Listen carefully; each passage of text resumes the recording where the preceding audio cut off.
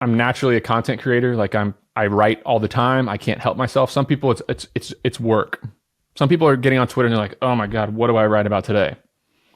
I'm on Twitter and I'm like, wow, I need to stop tweeting so much and I need to schedule some of these tweets for later and I need to take them off Twitter because I write too much. I have a little notepad beside my bed. It's full of ideas. I can't stop writing in it. It keeps me from sleeping well.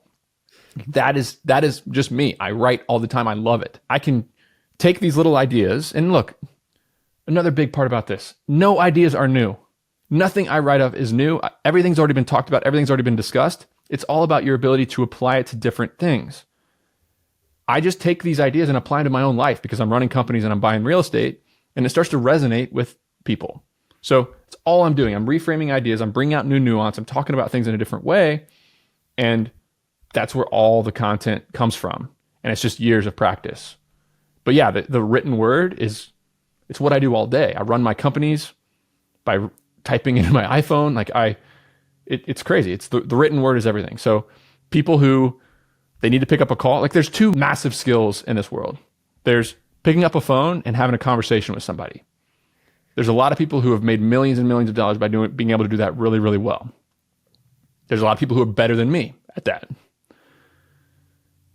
The written word, being able to write an email, being able to write Slack directions, being able to send a text message, like it sounds silly, being able to send a text message that's very clear and concise and persuasive.